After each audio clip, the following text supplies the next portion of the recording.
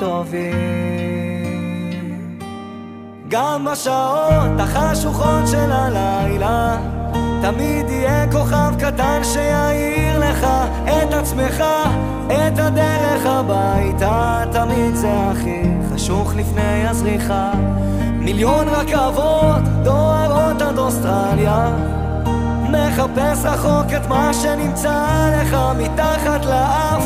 כל מכשול זה מדליה, קם ונופל אבל בדרך שלך.